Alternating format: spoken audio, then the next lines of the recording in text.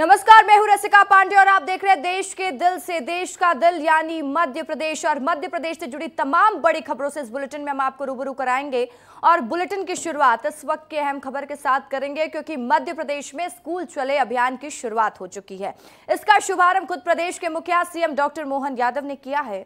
अभियान के शुभारंभ में क्या क्या हुआ, कार्यक्रम में सीएम डॉक्टर मोहन यादव ने क्या कुछ कहा और क्या है ये अभियान, सब कुछ देखिए इस खास रिपोर्ट में। प्रदेश का ये नारा है, बह रही धारा है, स्कूल तुमको बुला रहा है।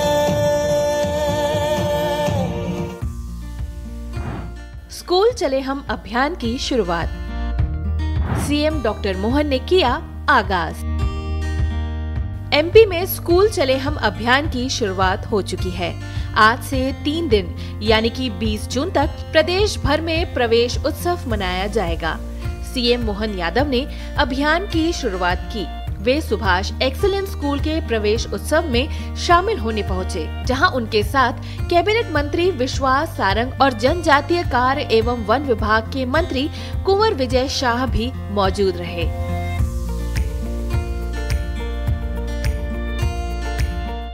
सीएम डॉक्टर मोहन ने 5 बच्चों को तिलक लगाकर और किताबों का सेट देकर नए सत्र में स्वागत किया। साथ ही जेईई एडवांस में अच्छी रैंकिंग के साथ पोजीशन बनाने वाले बच्चों को सीएम ने प्रशस्ति पत्र देकर सम्मानित किया। प्रदेश के मुखिया सीएम डॉक्टर मोहन ने यहां सभा को भी संबोधित किया। बड़े पैमाने पर स्कूल की सरकारी व्यवस्थाओं का जो लाभ लेते हैं, उनका संघर्ष उनके बाद के जीवन के लिए भी बहुत लंबे समय तक काम आता है।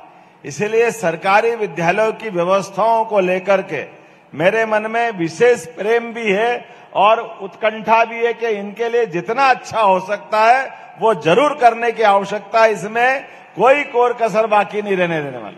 शिक्षा नीति 2020 जो लागू की है, उस शिक्षा नीति के माध्यम से भविष्य में हमारी युवा पौध कैसी बनना चाहिए, इसके श्रेष्ठतम कल्पनाएं की गई है। और हम भी अपनी सरकार के माध्यम से तय कर रहे हैं कि नरेंद्र मोदी जी ने जो हमको मौका दिया है, मध्य प्रदेश ने उच्च शिक्षा में सबसे पहले अपनी शिक्षा नीति लागू की है। उदय जी, आप प्लान बनाइए, हम आपके लिए नरेंद्र मोदी जी की कल्पना के हिसाब से मध्य प्रदेश को फिर नंबर 1 में रखना चाहेंगे, जहां स्कूल शिक्षा में वो सब मिले जिसकी उनके माध्यम से कल्पना की गई। हमारा तो सबसे बड़ा उदाहरण भगवान कृष्ण का है। आप अपने तो सौभाग्य, हम 3, 4, 5 साल की उम्र में स्कूल जाते हैं। ये उनके लिए, हम सबके लिए जानकारी के लिए और महत्व का विषय है।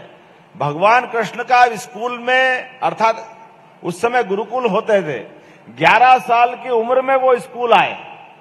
अब ये 11 साल की उम्र आमतौर पर हमारे यहाँ कितनी मिडिल के स्कूल में पहुंचने के समय होगा। इस वक्त छिंदवाड़ा में अमरवाड़ा सीट हॉट सीट बनी हुई है। वजह है यहाँ पर उपचुनाव होना है, जहां बीजेपी प्रत्याशी ने अपना नामांकन भी दाखिल कर दिया। नामांकन में प्रदेश के मुखिया भी शामिल हुए हैं। देखिए खास रिपोर्ट, फिर इस पूरे रिपोर्ट पर विस्तार से करेंगे चर्चा और हर पहलू पर होगी बात।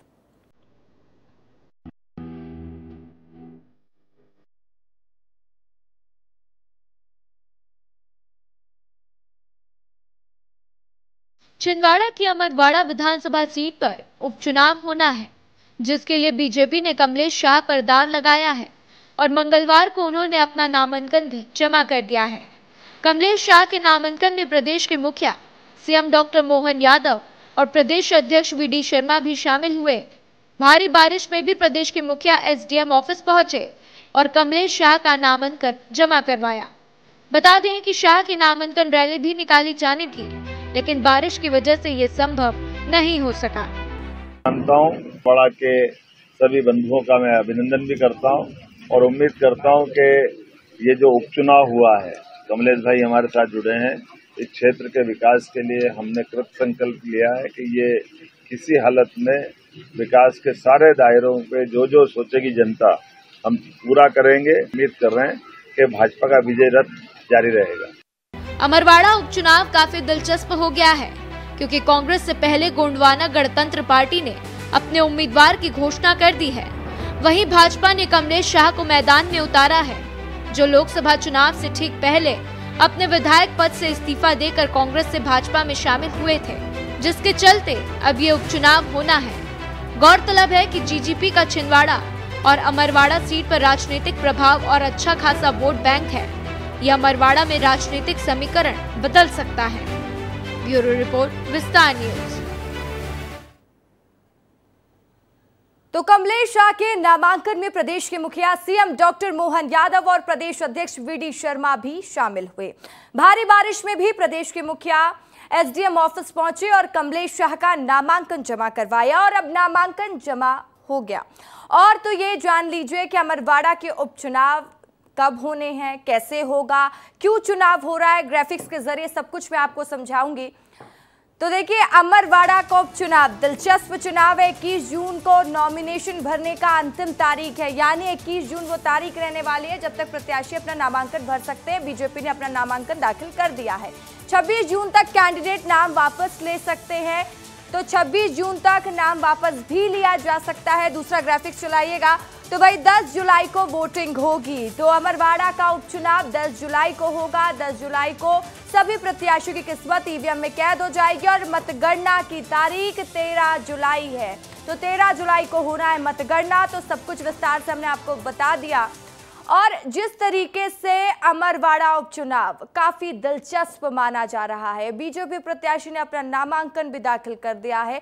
और देखिए, 26 जून तक सभी प्रत्याशी अपना नामांकन दाखिल करने के बाद नाम वापस भी ले सकते हैं। तो चलिए आगे बढ़ते हैं। बीजेपी ने बिसात बिछाना शुरू कर दिया है। पार्टी उपचुनाव में भी कोई कसर नहीं छोड़ना चाहती है। स्टार प्रचारकों की लिस्ट भी आ चुकी है। सब कुछ बताएंगे कि कौन कौन पहुंचेगा चुनाव प्रचार में, लेकिन उससे पहले रिपोर्ट देख लीजिए।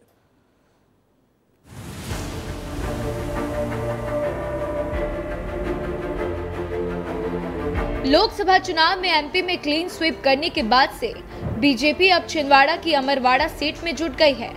अमरवाड़ा सीट पर उपचुनाव होना है, जिसके लिए बीजेपी ने बिसात बिछाना भी शुरू कर दिया है। पार्टी ने सोमवार को अमरवाड़ा के लिए अपने स्टार प्रचारकों की सूची भी जारी कर दी है, जिसमें पार्टी के केंद्रीय मंत्री, दूसरे राज्यों के सीएम, प्रदेश के सभी केंद्रीय मंत्री, साथ ही प्रदेश के अन्य दिग्गजों को भी शामिल किया गया है। मध्य प्रदेश में पहले विधानसभा में एक तरफा जीत, फिर लोकसभा चुनाव में एमपी कांग्रेस को करारी हार देने वाली भारतीय जनता पार्टी इस समय अपना पूरा फोकस छिंदवाड़ा में होने वाले चुनावों पर लगा रही है। इसे लेकर बीजेपी ने बड़ी समझदारी से कमलेश शाह को अपना उम्मीदवार भी घोषित किया है। अमरवाड़ा उपचुनाव में जो भाजपा के प्रत्याशी कमलेश शाह हमारे साथ मौजूद है। हम जानते हो आज नामांकन पत्र दाखिल करने आए हैं। आज नामांकन पत्र दाखिल करने जा रहे हैं आप, क्या है तैयारियां? चुनाव लड़ रहा है। इसके पहले आप कांग्रेस में थे, अब भाजपा चुनाव लड़ रहे हैं। क्या चुनौती रहेगी, क्या लगता है आपको? विकास के लिए हमारे क्षेत्र का विकास नहीं हुआ। कांग्रेस अभी तक प्रत्याशी तय नहीं कर पा रही है, इसको लेकर क्या कहेंगे? वो कांग्रेस का मामला। 2023 के विधानसभा चुनाव में भी बीजेपी ने कांग्रेस को हराकर सत्ता में काबिज हुई बीजेपी के हौसले बुलंद हैं, लेकिन फिर भी भाजपा अमरवाड़ा उपचुनाव के लिए तैयारी में कोई कसर नहीं छोड़ना चाहती है। गौरतलब है, लोकसभा चुनाव 2024 में भाजपा ने मध्य प्रदेश की सभी 29 सीटों पर जीत दर्ज कर क्लीन स्वीप किया था। उसके बाद भी बीजेपी अमरवाड़ा के उपचुनाव में पूरी ताकत झोंक रही है। ब्यूरो रिपोर्ट, विस्तार न्यूज। अमरवाड़ा सीट पर उपचुनाव होना है, जिसके लिए बीजेपी ने बिसात बिछाना भी शुरू कर दिया है। पार्टी ने सोमवार को अमरवाड़ा के लिए अपने स्टार प्रचारकों की सूची भी जारी कर दी है, जिसमें पार्टी के केंद्रीय मंत्री, दूसरे राज्यों के सीएम, प्रदेश के सभी केंद्रीय मंत्री, साथ ही प्रदेश के अन्य दिग्गजों को शामिल किया गया है। और ऐसे में चलिए ये भी जान लेते हैं कि कौन कौन पहुंचेगा अमरवाड़ा। ग्राफिक्स के जरिए एक बार आपको फिर समझा देते हैं कि स्टार प्रचारकों की लिस्ट में कौन शामिल रहने वाला है। ये दिग्गज रहेंगे स्टार प्रचारक। देख लीजिए, अमरवाड़ा विधानसभा पर उपचुनाव होना है और कौन कौन है स्टार प्रचारक। हेमंता बिस्वा शर्मा, सीएम विष्णुदेव साय, छत्तीसगढ़ के मुख्यमंत्री देवेंद्र फडणवीस है, डॉक्टर मोहन यादव मध्य प्रदेश के मुख्यमंत्री भी, अर्जुन मुंडा है और स्मृति ईरानी का नाम भी इसमें शामिल किया गया। ये है स्टार प्रचारक। और भी वीडी शर्मा, शिवराज सिंह चौहान, ज्योतिरादित्य सिंधिया, वीरेंद्र खटीक, दुर्गा दास उइके, सावित्री ठाकुर, यानी सभी केंद्रीय मंत्री और सभी सांसद स्टार प्रचारक की लिस्ट में शामिल किए गए और प्रचार प्रसार करते हुए नजर आएंगे। तो वहीं बीजेपी के साथ साथ दूसरे प्रमुख दलों ने भी अमरवाड़ा की तैयारियां शुरू कर दी है। कांग्रेस ने गोंगपा यानी कि गोंडवाना गणतंत्र पार्टी भी जोर लगा रही है, वही प्रत्याशी उतार दिया। तो इस खास रिपोर्ट में देखिए कौन किस पर दाव लगा रहा है, साथ ही ये भी जान लीजिए कि आखिर क्या कहता है अमरवाड़ा का चुनावी इतिहास। देख लीजिए।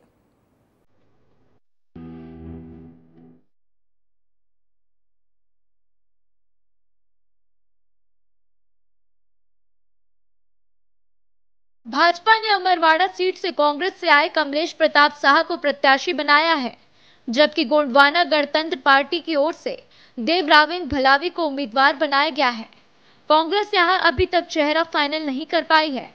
हालांकि अटकलों का बाजार गर्म है कि कांग्रेस नवीन मरकाम के नाम पर दाव लगा सकती है।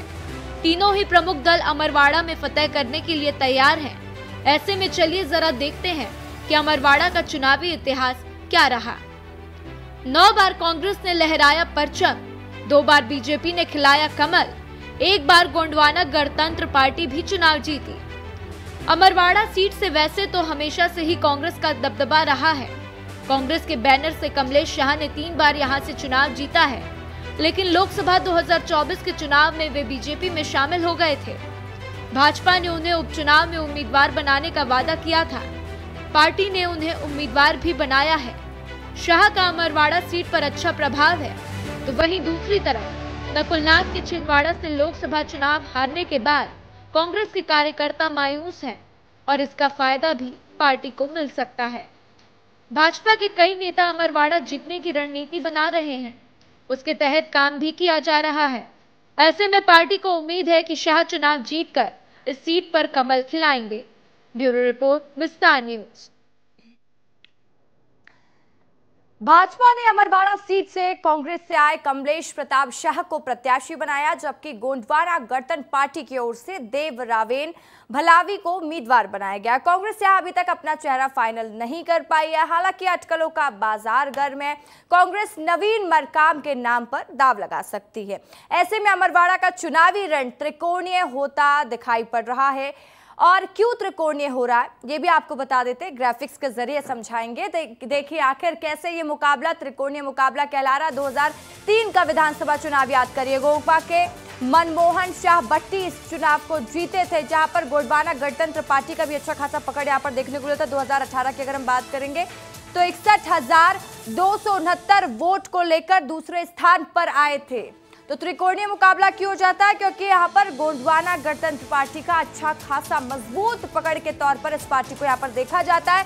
तो देखिए 46,165 मत प्राप्त किए थे 2013 का विधानसभा चुनाव है ये। तो भाई 2013 के विधानसभा चुनाव में 46,165 मत प्राप्त किए थे, जिसकी जानकारी मैंने आपको दी। तो वही 2023 का विधानसभा चुनाव भी देख लीजिए, जहां देवीराम भलावी ने 18,231 वोट लेकर भाजपा को नुकसान पहुंचाया था। और इसी के साथ फिलहाल इस बुलेटिन में इतना ही। खबरों की लगातार अपडेट्स के लिए आप बने रहे विस्तार न्यूज के साथ। नमस्कार।